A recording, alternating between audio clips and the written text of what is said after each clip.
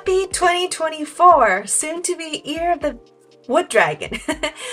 Welcome back to my channel. I'm Liz, and if this is your first time here, I discuss topics that are conducive to growing as creative and conscientious people in a global world.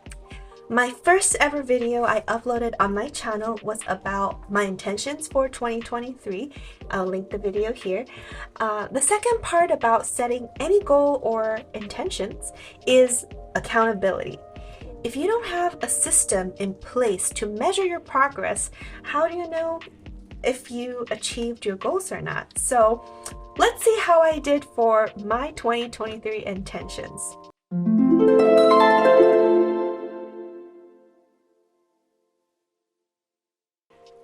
Last year, I wanted to, number one, get more organized. Number two, have more fun, change my mentality from doing to being. And that involves perhaps spending more money, but that's more related to the abundance mindset, and also spending more time with friends and family. And number three is to be kinder to myself and others. While this has been an every year annual goal, but in 2023 specifically, my goal was to change the language I use to talk to myself. And number four was to launch Athena's Garden. So with my first intention of 2023, objectively speaking, my space here in Tokyo is more organized than 2022. So if I'm being fair and honest, I may have improved overall organization and flow by 20%.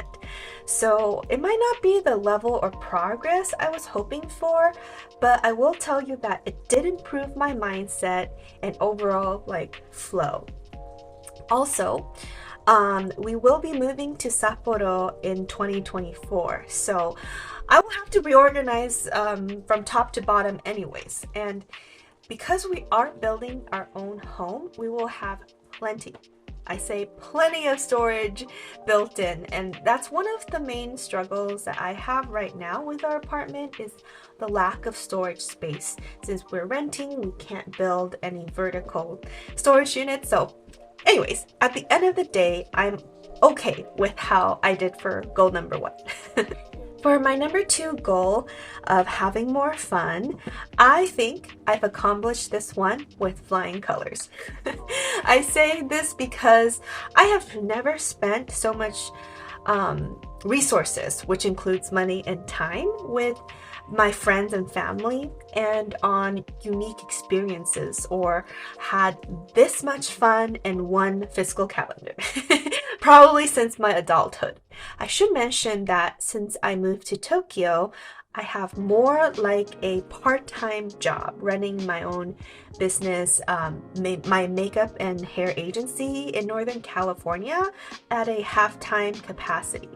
I say half-time is I'm currently not doing much of hair and makeup. I'm not on set styling. I'm just doing the paperwork and all the things, logistical things that is essential to running a successful hair makeup business. The other half of the time I am spending on learning Japanese and also creating content for Athena's Garden. Additionally, I also spend time studying, learning any new information that interests me. So I just have never had this amount of freedom to say yes to trips, yes to adventure. As an example, like learning how to ski. That's something pretty much unthinkable and unimaginable when I used to rely on not having any broken bones for my work as a session makeup and hairstylist. In the past, my husband did bring it up if that's something I wanted to do, snowboarding, skiing, and I said, no, I book out, some weddings a year in advance. I can't afford to get injured. So to review, I started my travel last year, going to Kyoto. I went once in the cherry blossom season and once in the fall red leaves season. And we also did, I think, 2 trips to Sapporo this year. As mentioned, we're building our home there, so we were up there frequently looking for land, making sure we really like living there in the future. I also accompanied my friend to Taiwan to also visit my parents in the springtime, and so that was a lot of fun. And then in the summer, I was attending my nephew's bar mitzvah in Jerusalem, so that was kind of special. And on my way back, we stopped by Santorini very briefly, so that was a whole lot of fun. Also, at the end of the year, towards fall and winter, we also went to Seoul, Korea. That's where my in-laws live and where my husband is from. And then I also had to do some dental work, so I had to return. So I made 2 trips to Seoul in the fall and winter. And then finally, at the end of the year, we went to Nagano, and my friend had opened a new ski lodge, and so we went there skiing and also to spend the New Year's there, which was extremely lovely. But all in all, I have never traveled that extensively in one calendar year that was not for work. So I think I'll just chill a little bit for 2024 because maybe that was a little too much traveling for me, because that kind of worked against my number one goal of being more organized, because every time we leave and come back, we have to reset, reorganize our travel stuff due to smaller storage space. Anyhow, my number 3 goal was to be kinder to myself and others. This one I would say is a little harder to measure since we have, thousands of thoughts and intentions every day. Like, I can't possibly be like, okay, statistically, I am decreasing my negative thoughts and languages by 30%. You know what I mean? So I will say that because I set that as a goal, I became more aware about any little thing that might get me a little upset, annoyed, angry. I try to kind of immediately transition my thoughts.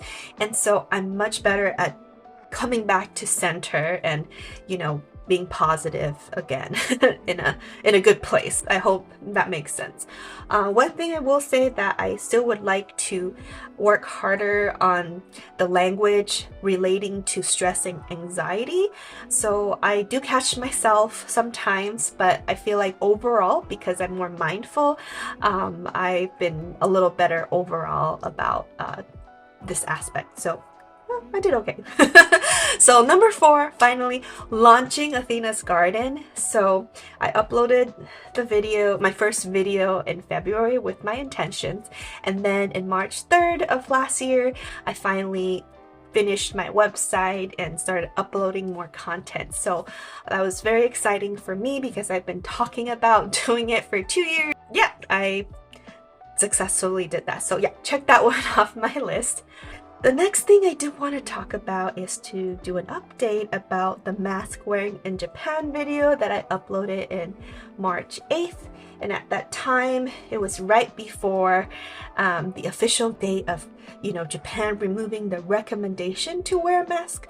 Japan never had a mask wearing mandate, and still, because the government recommended it, majority of people, like 90% to 100, would be wearing masks. So at the time, my husband was a little skeptical because everyone kept wearing the mask, and he was like, I'll see it, I'll believe it when I see it. In response to what I proposed would happen. So I had predicted that people will eventually start taking off their mask as they see more people taking it off and they're more comfortable taking it off. So that is what actually happened. I can't give you like statistics, kind of like my last intention. It's just based on like my observation, and I'm sure if you visit Japan and when you go to the subway in Tokyo, so I can only speak about Tokyo, out of 10 people, so out of 100% of people you visually scan and see, maybe 1 to 2 or 10 to 20% will wear a mask. The rest will not, and that is kind of how it rolled out as I predicted. As soon as the 20 to 30%, myself included, started taking the mask off, the middle 40 to 50% who were not sure whether it's a good idea to remove the mask started taking it off. So I was like, see, I was right. To my husband, that is. So final update, if you watched my How to Manifest Your Dream Life, the Pendulum Movement Effect video linked here, I did also want to share an update about how I was using this technique actively to sell our townhome in California.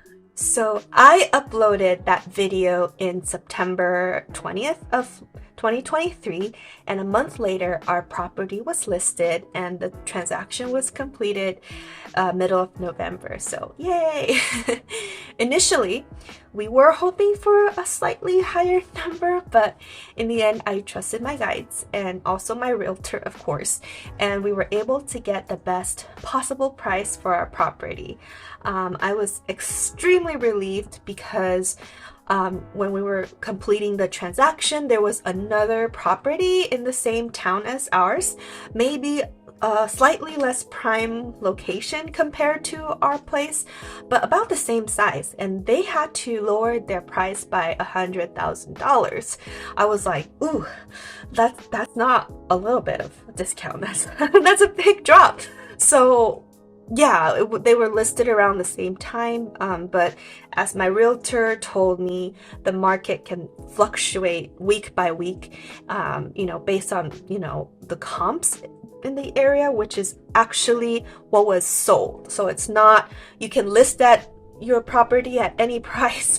What the actual worth of what you can get a loan for and what the final sales price is determined by recent sales. But anyway, I'm not an expert at realtor. Talk to your realtor, but what I'm trying to say is, for my case, I trusted my guides, I trusted my realtor, I trusted my manifestation technique that it will work, and I used all my clairs, and I told my husband to do the same thing. And yeah, when we got the offers, my realtor was like, well, just so you know, you don't have to accept any of these offers. You can wait for a better one. It's all up to you. My job is, to present you and guide you. So I ended up talking to my husband, and I said that this buyer that we were considering, they really put their best foot forward in these uncertain times with, the economy being uncertain, with the wars going on in the world. And I really wanted this couple to have the townhome, because they seemed to love it as much as we did when we first saw it. So in the middle of our transaction, our mortgage company was also unfortunately one of two companies that got hit by a cyber attack. So for a second I was like, oh my gosh, this whole deal will fall apart, like we don't know what's gonna happen. It was a big dark cloud of what's gonna happen. But luckily everything ended up being able to proceed as planned. So it was a huge relief that everything went well, but emotionally it was truly bittersweet for us, because I loved our little corner townhome in Northern California. I miss my life there. I love that space, but I'm also ready to move on and into my next chapter here in Japan. In May of 2023, we also was able to secure a plot of land in Sapporo, Hokkaido, and we are building our next, hopefully forever home there. So that's really exciting, which brings me to my intentions for 2024. Number one, I do hope to make more videos. For Athena's Garden, last year I created 13 videos, and this year I hope I can at least create the same amount, if not increase it to maybe 16 to 18 this year. Additionally, I also hope to create a few videos for my makeup and hair agency on topics that I may have covered in my blogs, but bring the content to a video format, as that's a more popular medium than blogs in this day and age. And so I want to help people make informed decisions and demystify our profession. But that will be in a different channel. But in general, I do want to work on creating more videos. My number 2 goal is to get in better physical shape. I want to get in better physical shape because while I do exercise, it is not my favorite thing to do in the world. I try to avoid it whenever possible. However, since we are moving to Hokkaido, my husband and I hope to fully enjoy the winter sports, and skiing does require a lot more endurance both in cardio and strength training.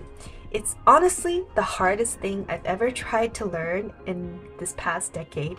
It's not just a physical exercise, like a whole body exercise, but a mental exercise in conquering your fears and trusting yourself and your body. I'm an absolute novice, also known as a noob, so I'm going down the green slopes, but I really want to get better at it, which will require me to train a little bit more during the year. So I'm starting by adding 1 extra Pilates reformer class each week, and I'm going to try to stay a little more active in general. My third goal is to learn about investments and investing. So I'm going to be honest that I've been avoiding it for a long time because I really don't have much interest in it. It's just, yeah, not my thing. But how I did invest, so I will say the past 10 years I've been, putting money aside for my retirement, but I've been also delegating this responsibility by working with a financial advisor. And I'm like a grandma. My financial advisor probably thinks I'm a grandma because I never check on how my investments are doing. I don't even log into my account. So I'm trying to change that. For 10 years, my mother-in-law has encouraged me to learn more about it because it's such an important life skills for planning retirement and etc., so on and so forth. Yeah, I've just been avoiding it, and I feel like I should shoulder some of these financial decisions for my family unit by educating myself. In the past, I think my husband is, I know my husband is naturally better with numbers and investing. And so I always thought of this as a divide and conquer situation. Like I take care of X, Y, and Z and he takes care of this part, our finances. But I can see that it's maybe a little too much pressure for him alone sometimes, especially with taxes in 3 countries, and it's just a lot of financial decisions that he would like talk to me about it. I'd be like, yeah, whatever you think.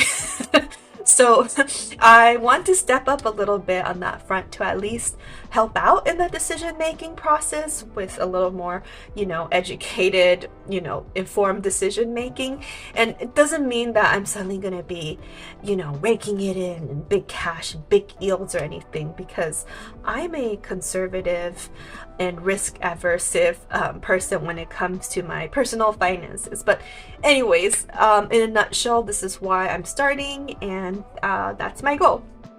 So for number 4, I want to work more on craft. So I received, a clear sign that I need to continue in this direction. So yes, craft as in craftsmanship, like anything you do, when you want to get better at it, requires you honing in on craftsmanship. But yes, craft, I also spell craft, and before you're like, oh my gosh, this is so scary, like dark and evil. I just want to start by saying that there are so many different kinds of crafts that we do on a daily basis. Cooking healthy foods with, various spices is a type of craft.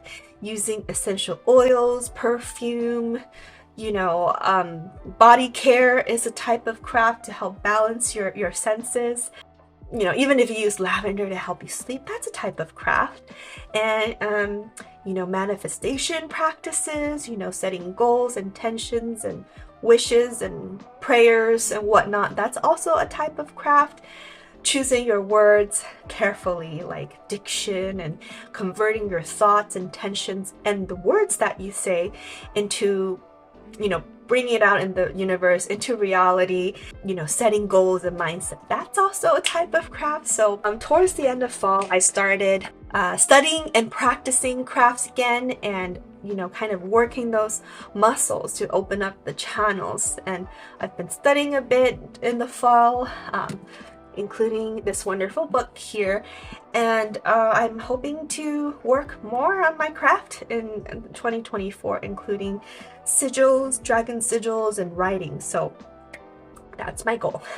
I didn't put this one on my 4 intentions, but I will continue to try to be kind and compassionate to myself and others. As mentioned, it's like a yearly goal, every day, every moment goal that I'm gonna keep working on. So I didn't list it as my top 4 intentions. So I would love to hear about your intentions for 2024 and how you managed for your 2023 intentions. So please leave me a note in the comments how your 2023 went and what are some of your intentions that you have for 2024. Thank you so much for watching. If you enjoyed my content and are into topics on spirituality, creativity, and might be interested in continue being a conscientious people in this global world, I hope you will make sure to subscribe to my channel so that you'll receive notification when I upload a new video. So until next time, take care. Bye.